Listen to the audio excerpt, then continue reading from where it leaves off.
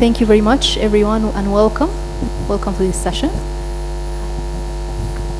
My name is Omnia Gamri, and I am the Director of Policy and Advocacy. In session will focus on the experiences of women and children on the move in relation to the Sudan crisis, and also that will include a focus on unaccompanied children, Sudanese nationals, non-Sudanese nationals, and the challenges and the needs that they are facing. And I have an excellent lineup of speakers today, and let me just delve right into it without further ado. I will start with our first speaker, Ms. Asma Taha, and she is the Head of Implementation Gadaref in Save the Children Sudan. And Ms. Asma was previously the project manager for the East Africa Migration Routes project, and her experience includes work in humanitarian and development settings across variant regions in Sudan, while also working in different contexts with refugees, IDPs, and vulnerable host communities. And Asma will be delivering her presentation or intervention jointly with Mr. Sion Tefara, and she is the Child Protection Migration Thematic Director at Save the Children Ethiopia. So now you have the two perspectives, focusing on Sudan and focusing on Ethiopia. And Mr. Sion is Director of Child Protection and Migration. As I mentioned, her work focuses on strategy and program development and management and evidence-based advocacy. So I invite both my colleagues to please go ahead, and then we will continue with our speakers, please. So, let me start with the first question to Asma. Asma, how are you seeing the impact of the conflict dynamics on the internal displacement movement within Sudan, and what are the most notable variables that are out there that we need to know, especially in relation to unaccompanied and separated children? And to continue with also my question for Sion, can you also share with us a bit more about the cross-border movement to and from Ethiopia, and what are the challenges facing durable solution in that particular context? Thank you. Thank you, Omnia, and good afternoon, everyone. If you look at the conflict dynamics in Sudan, the dynamics of the conflicts are constantly changing. It's not the same every month, and this shed a light on the experiences of women and children who are mostly on the move. If we look at the first dynamic of the current conflict escalation and conflict expansion to additional areas, just as we have seen with the recent influx in July from Sinnar and Sinjar, and also in October and November from Eastern Al Jazeera. The majority of women are moving. 55% are females, 53% are children. If you look at the route to safety itself, whether inside Sudan, for example, most of the women and children are reporting that they had to walk for days with almost no assistance. And sometimes assuming that within the next spot, whether a village or a town, they might get some assistance, by the time they reach, people had already fled. So it's a very challenging and tough journey when we meet them mainly in the reception centers, whether in Gadaref or in River Nile or in Port Sudan. So the journey inside Sudan, as I said, it's very challenging, especially during the past 6 years. A lot of displacement has happened, but also the impact of the rainy season on the route to seeking safety was challenging. When we also see the Sudanese fleeing through crossing the borders of Sudan, the journey is mainly challenged by the security risk, especially for those crossing to Egypt or Libya. We also have seen the physical hazards and its impact. In May and June, over 50 people have actually died of heat waves when crossing the desert to Egypt. So as we see, the conflict keeps expanding, and a lot of people, especially women and children, are moving with risk arising. The second dynamic has also been mentioned previously with other colleagues, which is the secondary displacement. And we say secondary displacement, if not the third. I think if we look at the data from the DTM on the conflict that happened in Sinjar and Sinnar, out of the 700,000 people who fled, over 60% had undergone secondary displacement. And we look at the patterns and the analysis of those who had undergone secondary displacement, it affects their decision of movement. For example, a lot of them has decided not to move further when a secondary displacement have happened, and often those who choose these options of course, had to flee later on, but of course with a harsher journey, and they come to the reception centers in a very dire situation, mainly suffering from malnutrition, trauma, mental distress. And also, it has its effects, secondary displacement, on the decision of going forward. People decide in fear that the conflict will expand to where they are now, so they decide mainly just to flee without any prior preparations. As I said, we work in different reception centers and different gathering points where we encounter like the new arrivals. So mental distress, trauma are one of the main characteristics of those fleeing the conflict. Also the need for reproductive health services, nutrition, mainly the access to basic needs of food, wash, and the others are lacking. We also see that there is unprecedented numbers of unaccompanied and separated minors. Of course, family tracing and reunification activities will be challenged by the access. There is a lot of challenges to the access of the areas, also communication, and also if we look at the capacity of local actors and the government, mainly the responsible for the family tracing and reunification, it's very much challenged and needs a lot of capacity building. If we look at the third dynamic, which is the increase of the number of IDPs in the relatively safe location of the country, mainly Eastern Sudan and Northern Sudan. If you look at one case, which is Gaddafi state, where I'm currently working, up to June, the number of IDPs was around 400,000. And now, at the end of November, it's more than 1 million. So it's an over 60% increase on the number of IDPs within a specific one state in Sudan. Of course, this dramatic increase has its impact on the government capacity to respond, but also on humanitarian actors to respond. We often try as much as we can to respond, but of course, the concept of prioritization of needs does not really apply since the needs are mostly across all the populations.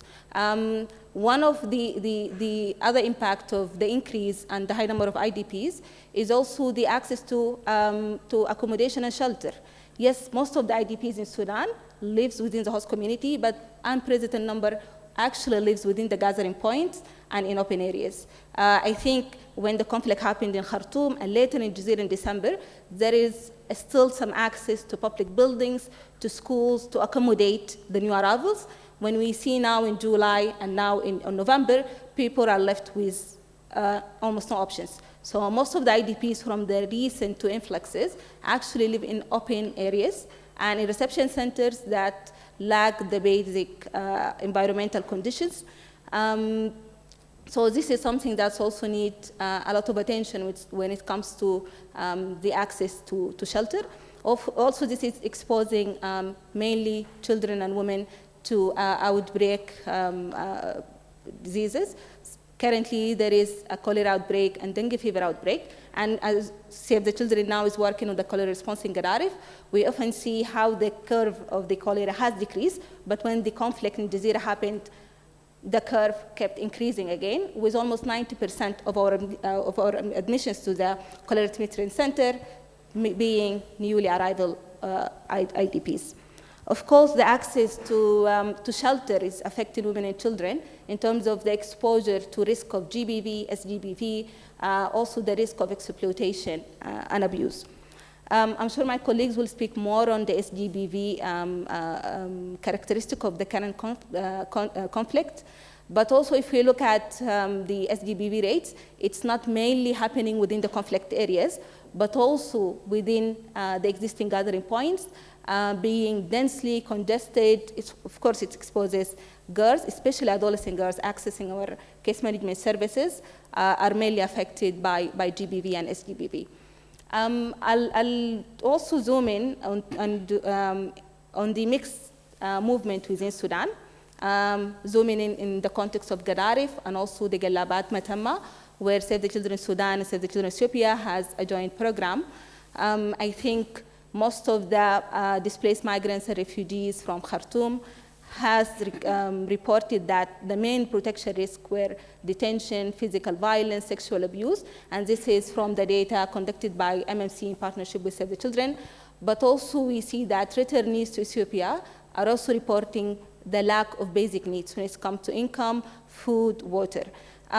The last thing that I will highlight when it comes to mixed movement, while we see a lot of Sudanese crossing the border to Ethiopia, and also Ethiopian returnees, there is also an anticipated movement where UNHCR has recently shared a contingency plan of a possible movement from Ethiopia to Sudan. So we have people actually moving in different directions, and Sudan continues to affect and be affected also by the regional dynamics in the Eastern Horn of Africa. I'll hand over to Sion so we can dive in more into the mixed migration context.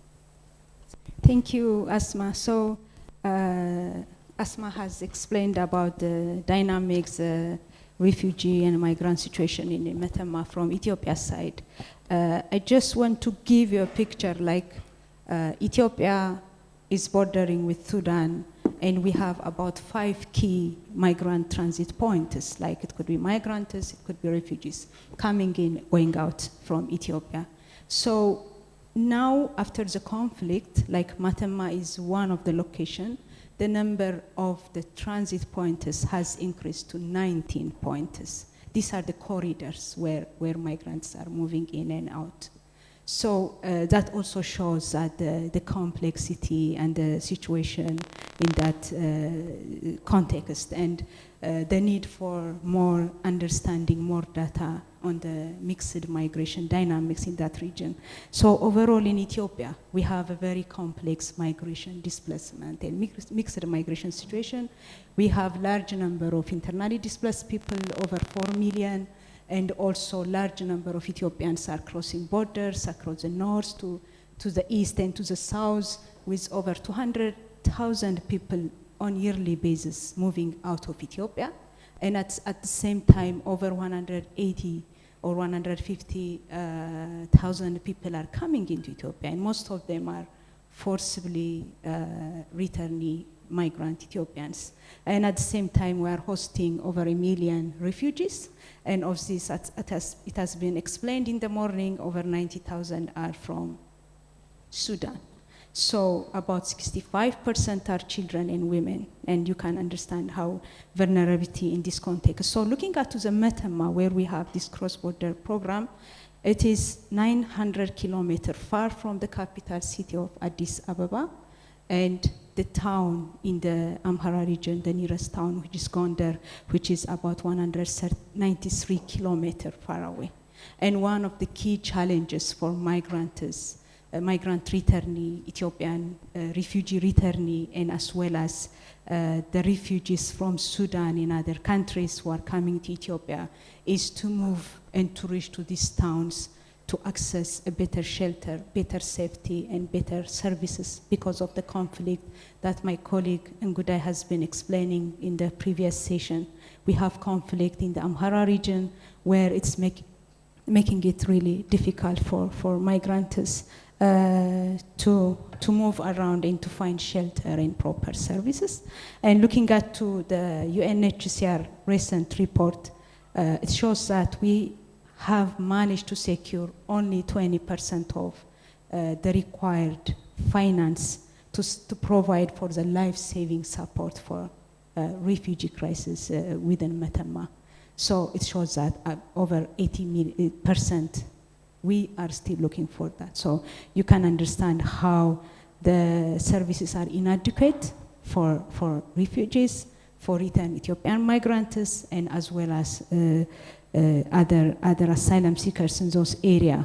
And we have also stranded migrants in Metemma who were supposed to cross the border but still stuck in that area. And the capacity of the local government is also weak, and it's unable to provide reintegration support for the Ethiopian returnee who are coming from Sudan, including for Ethiopian refugees who have returned to Ethiopia because of the conflict. So as a result of that, the refugees, the migrants are using different coping mechanisms to find solutions for themselves, and many of them are leaving the camps and they are mixed with the host community trying to a better livelihood and also security with the host community. And this has resulted in increase in the price of goods and services within the host community. And the host community is also affected by the ongoing conflict in that region. So you can understand the pressure within the host community and how it's making it more complex.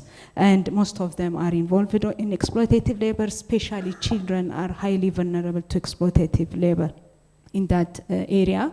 And they are sharing resources which may result in potential social tension within that community. So due to the insecurity and inadequate services at the camp, refugees, Ethiopian returnee, and also other migrants are even preferring, the local report shows that many are using the irregular migration route, which is a risky route to go to the northern corridor, which we don't have a strong figure, but I've heard some of the figures that has been presented by IOM this morning. It shows also there is indicative irregular migration in that area, but the local data shows that it's increasing, actually.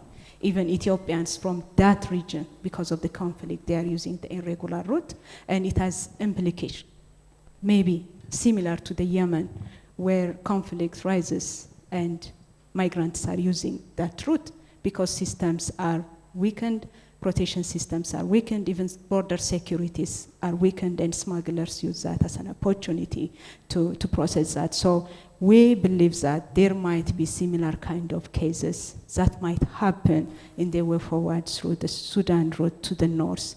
But this is something that we will reflect for future study or kind of analysis. So I will stop here. Thank you.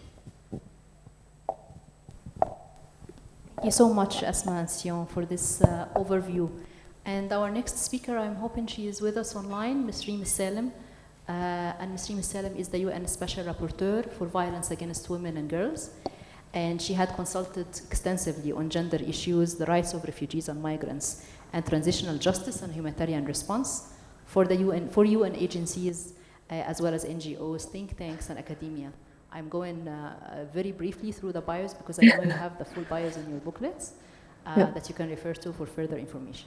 Ms. Reem, I hope that you can hear us and see us. I can hear you. Can you hear me? Yes, we can hear you very well. It's such a pleasure to have you with us today. So thank you very much for joining us. And I wanted to ask you basically about what have been the major challenges that have limited your engagement in the prevention and response to violence against women and children in Sudan.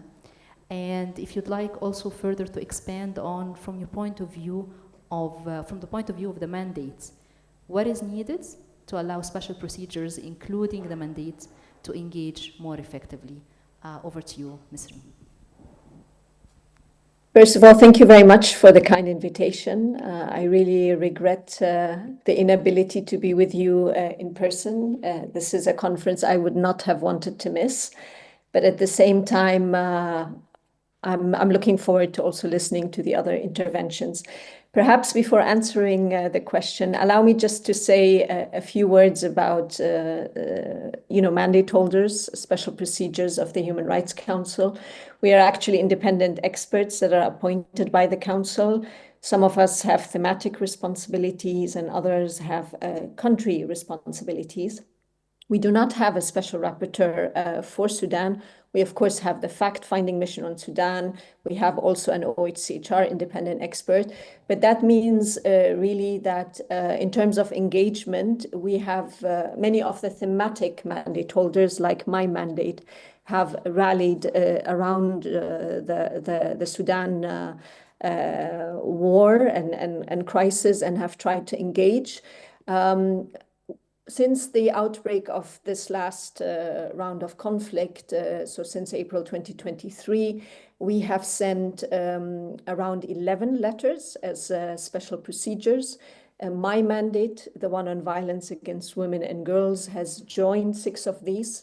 I have also led on at least 2 of these letters.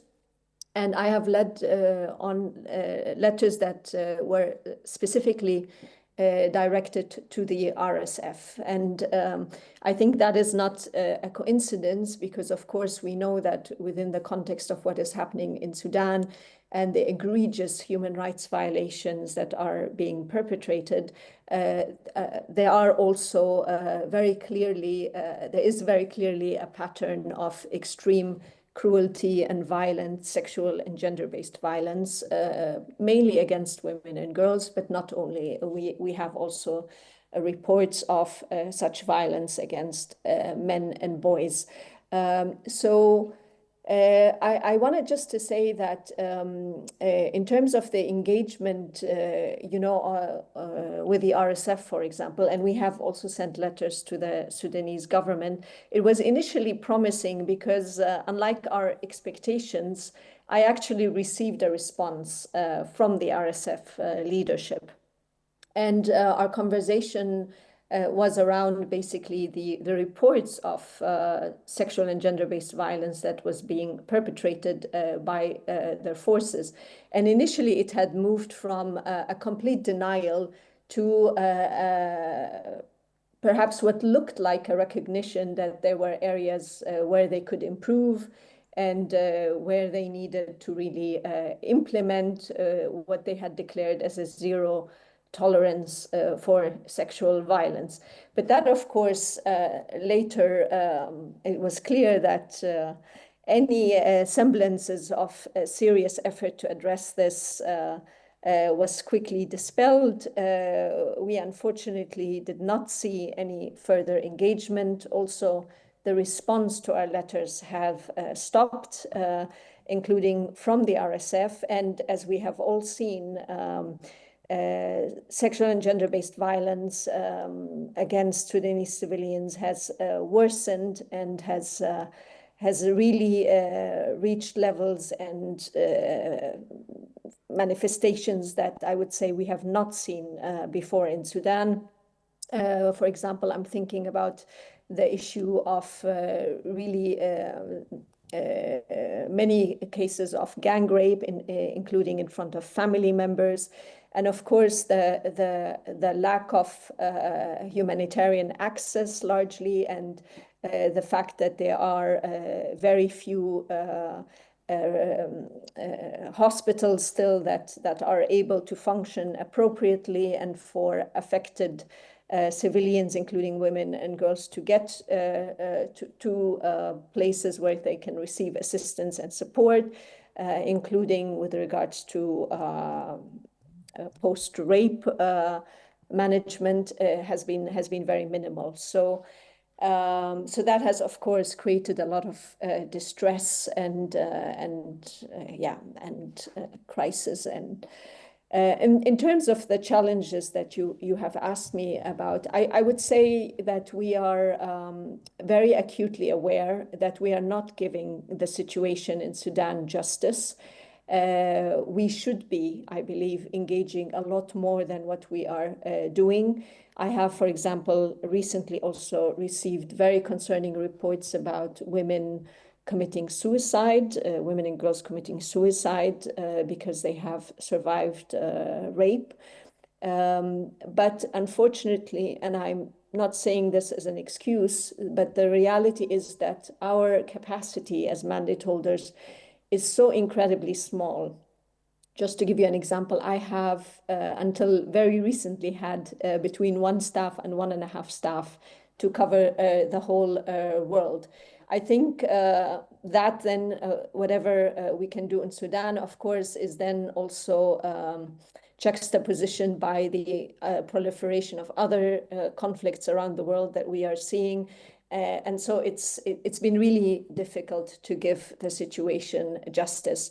I would also like to say that because of the lack of resources that we have as mandate holders, we are unable to, for example, travel and meet with Sudanese women and girls that are displaced or hosted in a number of countries. And that would have been really actually a very valuable way of not only expressing solidarity to them, but also to be able to document the violations that they have undergone, and to also listen to what they have gone through, and then also to engage on their behalf. I should say here that I had an invitation that was accepted to visit Sudan right before the conflict erupted, and in that sense that would have been a missed opportunity, because of course many of the reasons for gender-based violence that we are seeing have their roots in predating April 2023, and it would have been really useful to actually carry out that visit, and I look forward to being able to do that eventually. I would also perhaps like to say that in terms of engagement with Sudanese civil society groups, I'm privileged and lucky to speak Arabic, but I know that language acts as a barrier. Also, the limited resources that civil society organizations have is also an issue. So I will stop here on the challenges. I don't know if you had another question. Thank you so much. I'm sure that also our audience have a lot of questions, follow-up questions on this. But let me just move on to our rest of the speakers with us today, and then we will come back and get feedback and comments and questions. Thank you so much, Reem. So I will move to Dr. Ishraq. So Dr. Ishraq Hamid is our chairwoman of the organization called Mendi for Peace, Culture and Diversity Management. She was born in Sudan, and then she was forced to migrate to Austria, where she obtained a PhD in political science at the University of Vienna, and has worked also at the Vienna University for a while. She is the co-founder of the NGO Mendi for Peace, Culture and Diversity Management. Without further ado, for more details, of course, are in the booklet. Dr. Ishraq, I would like to ask you basically about your work in the context of Mendi, and what have been the challenges that you are perceiving are being faced by refugee women, girls, children and youth in general, and what is the role of diaspora NGOs in general in this context? How can they help? Thank you. Mendi was a great Sudanese woman from Nuba Mountain. She fought against colonialism, British colonialism, but never mentioned in our history, never in the school. And therefore, we took her name as an example for all forgotten women in Sudan and also in the whole Horn of Africa. The approach for providing this information was based in conducting interviews with activist Sudanese women in Egypt and in Kampala. And the other approach is creative writings with refugees women. Maybe it's very important to mention that I am writer and translator, and I believe what Maya Angelou said, that it is very difficult and disaster if women have stories and that remain inside. Therefore, it was very important to get this information by women through writing to heal ourselves. Actually, I used to carry this project with migrants women from different countries, Syrian, Iraq, Sudan, Eritrea, women who speak Arabic as first language or second language, and to write about their story on flight, but also their story in Europe. This book will be presented in Cairo next year, and 8 women wrote with us, attended these workshops, and also women from Kampala. 10 women wrote in this book called in Arabic, بالكتابة نتعافى. We write to heal ourselves. Maybe it is important to read some quotes. It is very sad. I changed the name. My name is F. I am 17 years old. I am forced to marry and try to find someone who will take care of feeding me and my family. He is the same age as my father, but is but is an, but is there is no other there is another solution. We have no home, no country to return to. And other women, that was also girl. The war has destroyed my dream of studying nursing and marriage. The one I loved, I don't know where he is. Maybe he was killed in the war. She is 18 years old, and both living in Cairo. Said, I protect my daughter from rape. It was a disaster moment. For a while, I thought of killing them and myself, but I held on in the last moment. Our neighbor committed suicide after his only daughter and wife were raped in front of him. We survived, but we will ever escape this nightmare.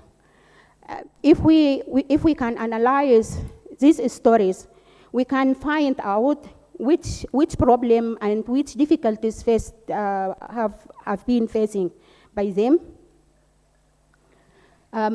Suffering and difficulties faced by women and girls on the path of this displacement due to war.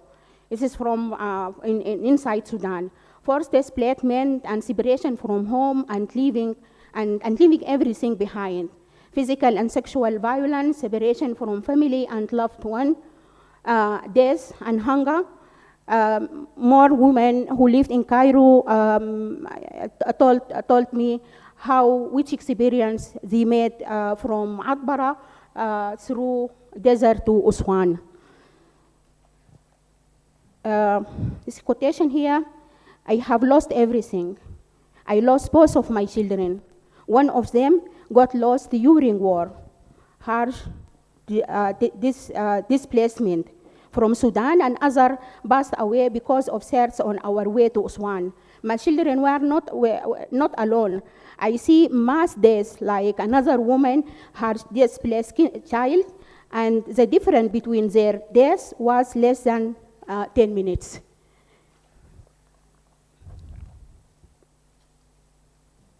After arriving at the destination, of course, we heard today also there is some limit access to education.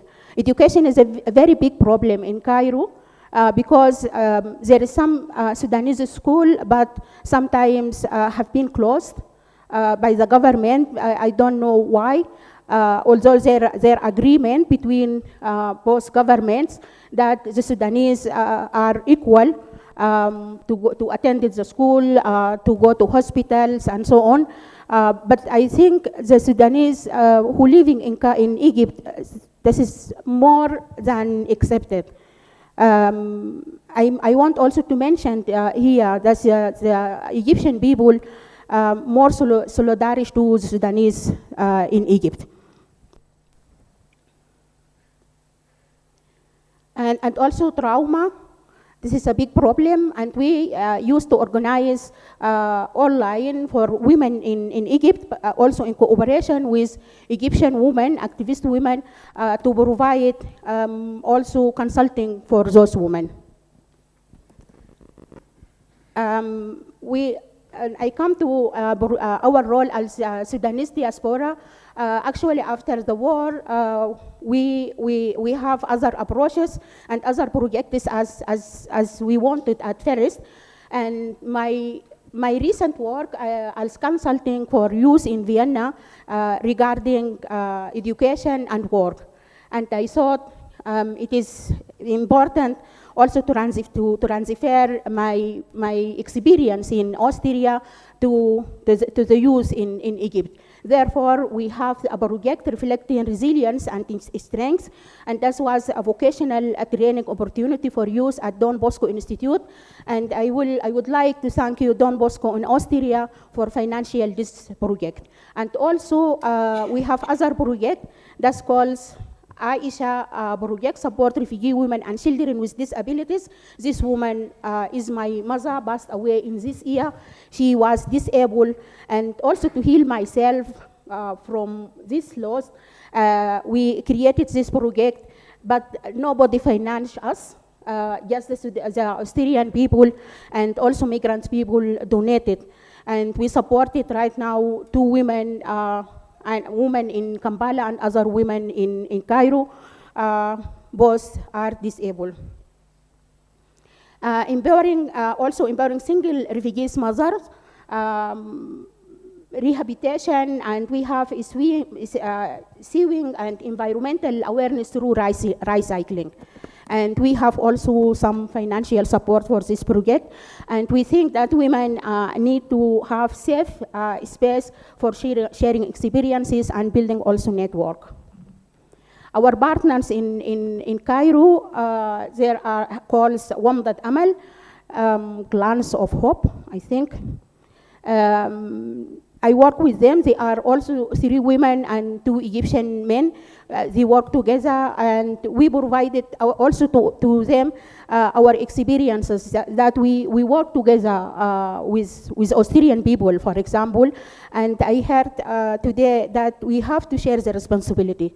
I think we cannot work alone as NGOs. Registered in Vienna, and here also in Egypt or in Kampala, we need to work together with other people.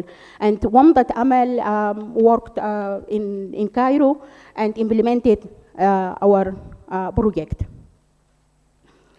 Difficulties, already mentioned, the limited financial resources. We become some of resources, financial supports, but we need more. Also sensibility and growth. We worked as volunteering. I have my own work, but I worked day and night, but we need money to financial this project. Recommendation, I think it is very important to share these responsibilities, and one of these responsibilities that I mentioned some of them, but I think it's very important for us, that's global NGOs and organizations, also governmental organizations, to believe in the diaspora, because we have the access, we have the knowledge, we have the access to our communities. And at the end, sorry.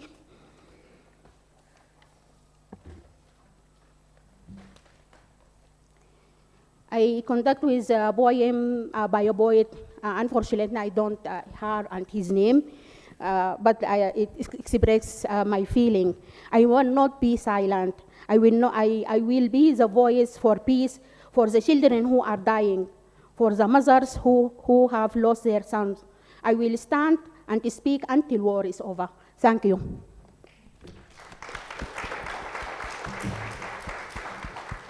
Thank you so much, Dr. Ishraka. And it's really interesting to learn more about the work on persons with disabilities in particular. I think there is always room to do more in this area. And I'm sure there will be questions also about the role of diaspora organizations later in the session. I'll move on now to Mr. Stephen. So Mr. Stephen Wando-Bimo, he's the Executive Director of ICANN South Sudan. And it is a multi-sector refugee-led organization. It serves over 800 vulnerable displaced children in Uganda and South Sudan with various services. So thank you for being with us, Mr. Stephen. And I'd like to ask you if you can please share with us, how are you perceiving the movement dynamics across the borders from South Sudan to neighboring countries? And what are the existing needs of the vulnerable populations on the move, including women and children in this particular context? The floor is yours. Yeah, thank you so much for this opportunity. In 1990, my parents fled with me to Central African Republic. I was at the age of 5. And two things that are live, even when I was at that age, is we were being carried in a lorry which had so many people, and that lorry, part of it broke down and 2 people died. The dead body were to be put back into the car, and my father moved with me to the front of the car, paving way only for the driver to see as we flee.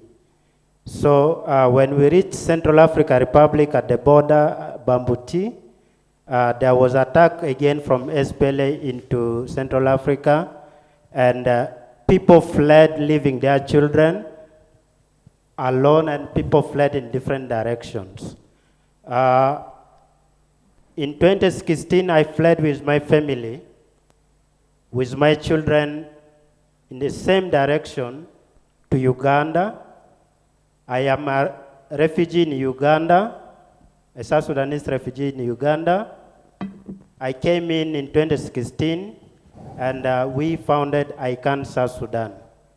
ICANN South Sudan is a refugee-led organization that is devoted to advance the well-being of displaced persons, with a specific focus on vulnerable children and women. In 2023, last year, one of our partner, COIA, funded us to respond to the conflict, to the refugee crisis, Sudanese refugee crisis. And we are working in Gorom refugee settlement, which is 27 kilometers from Juba. So we are also responding to unaccompanied minors who are there. I want to bring life to some of the numbers that we were seeing around today. These are not numbers, these are human beings whose life has been affected directly. I want to talk about a story of a 9-year-old, Uma Mohammed. She fled from Darfur region. She was living with families. Along the way, she lost 15 members of her families. And she arrived at Gorom when she was unaccompanied with different people. She's being fostered. So many of children that are going through the same situation. We have over 250 children that is under our program in Gorom. And our response is to give them a safe space. When we first reached Gorom, there was no child-friendly space. There was a child-friendly space that was there, but it was occupied by people who had come in because they had nowhere to sleep. So children had nowhere to play, and with the trauma they came in with, this trauma sink in, and they continue living with this trauma. So we open up a child-friendly space, bring in football, bring in different games for them to be able to relieve of the trauma. We have seen in Gorom there were only 3 organizations that were operating there, and when we came in, we became the 4th. So all these organizations are focusing on different sectors, ignoring the trauma and issues children have gone through. So there's one school in Gorom, and the teacher ratio is 1 teacher to over 300 children. There's no school feeding program at this school. There's no other support. The teacher pays low and so on. There's only one hospital which closes at 5 in the evening. And when a child is sick at night, they have nowhere to go. When a mother wants to deliver, they have nowhere to get maternal support. Juba Teaching Hospital is very far away, 27 kilometers away. For these people in Gorom to access medical service, there are no ambulance and services available. It is very difficult. Refugees in Gorom, Sudanese refugees in Gorom, are receiving $8 for 1 month per person. You can imagine someone who have come in, who have fled in with their family, and they are hosting another child who's not their own, and they are to live on $8 for 1 month. How can this person survive on? We have tents that were given, and these tents that are given by UNHCR is only supposed to last for 6 months. But it is now 2 years, they are living under the same tent. For those of you who might have visited Juba, Juba is very hot. And when it comes to flooding, it is floods with everything, it washes everything in the room. And this is the situation these people are living in. So when it comes to education, to many other aspects, it's totally to zero. I'm speaking here because I'm a refugee, I've gone through the same. I lived in Central Africa for over 10 years, and I'm living again in Uganda. The response towards Sudanese refugees is so silent. There's no attention. There's no effort. South Sudan has only received, according to the meeting that was recently in July, on the regional donor briefing on the Sudan regional response plan. The report was South Sudan needed about $372 million to respond to the crisis. But they have only received 16% of this money. South Sudan is already suffering. They are going through a lot of difficulties, as we all know. There are a lot of internal displaced persons. How do we expect them to respond to these refugees? So what they have resorted to is integration programs. They are now integrating these refugees directly into the community. And of recent, they are relocating others to Western Equatoria, whereby they believe there's land to a camp called Makondu. And these places, for them to settle in is a problem.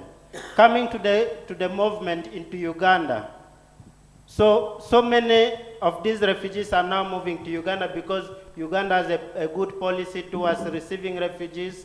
When you come in within 1 week, your documents are processed, you have an ID, you have a way to go. But Uganda is still also facing difficulties with the food ratio cut. $14 14,000 Ugandan shilling, which is equivalent to around $3 is given per month for a refugee to survive. So a new person who's coming in, how does the person rely on all this?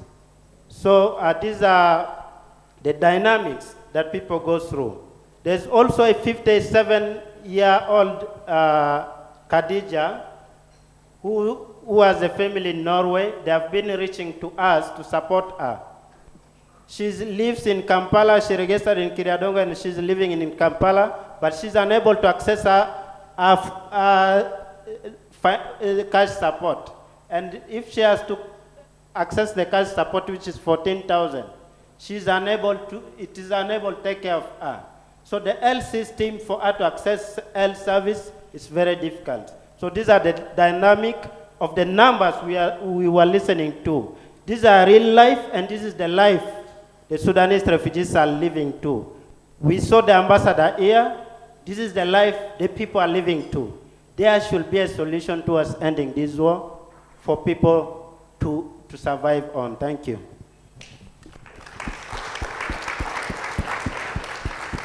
Thank you so much, Stephen. And I know some of the details that in the presentations today are a little bit difficult, but these are the realities, and it is helpful. It is necessary to be grounded often, more often than we are now at the moment, and just to remember that every day is a continuous suffering for people on the ground, and hence our efforts are essential, important, essential. Our collaboration, our demands for more.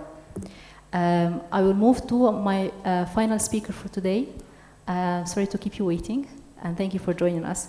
Ms. Nyatora Bang.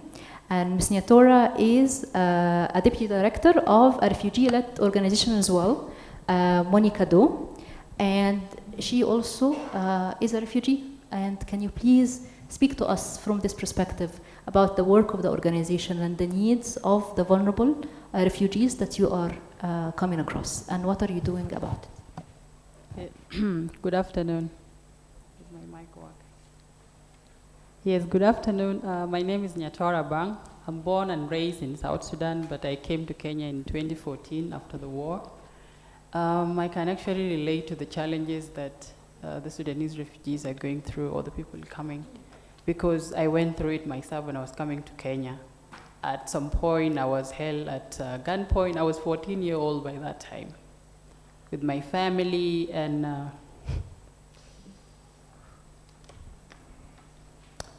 yeah, it's a bad experience, and it's something I don't wish anyone could go through. Sexual exploitation, because these women, they find themselves very vulnerable. You are a single mother trying to feed your children. You find yourself doing work that you're not supposed to do just to make sure your children survive. Along the way, you can do anything, and people will take advantage of you actually knowing that you're not in a position to provide for yourself. So these are the things they go through. Also, a lack of access to health care. Especially for pregnant women, I can imagine the trauma they go through, and also the one with the younger children. Seeing your child not able to have anything to eat, or they are sick and you're not able even to do anything to make sure they get medicine is also something very depressing. So they lack medical care, especially for the pregnant women. And also, they go through continuous mental health struggle. Even this happened, I witnessed this 10 years ago, and you can imagine just talking about it now, I'm getting so emotional, so you can imagine the continuous trauma they go through. It's something you never get through. So these are the things they struggle with as they go through difficult situations and they continue suffering. And also they have limited access to finance. Finding yourself in the camp is very hard, not able to do anything. You find yourself, even if you have support from your family, or maybe friends, or the small assistance we get from the humanitarian actors, we really appreciate that you have a shelter on your head, a place you at least feel a bit safe, and you can sleep. That is something we are very grateful for. But still you struggle, yeah. And also, as they cross this journey, I was just going through everything. It's very unsafe to cross the borders. Imagine being in a restricted area. You're just trying your best to make sure you don't care what will happen ahead. You just want to leave behind whatever is forcing you to run. So they go through death. You risk your life just not knowing what is ahead of you, but you take the chances to survive. So they go through a lot of risk. As I mentioned, a lot of people lost their life as I was coming to Kenya. People I know, they never made it, but I'm grateful I'm here. So they took a lot of risk and they didn't make it at the end of the day, which is something very sad. So these are the challenges people are going through. And these are real things, by the way. They're not just on the papers. These are the things that people are really experiencing, and they are things they carry on for more years. Thank you very much. Thank you very much. And I salute your courage as well, and Stephen's as well. And I really appreciate that you are sharing with us your experiences. So thank you for that.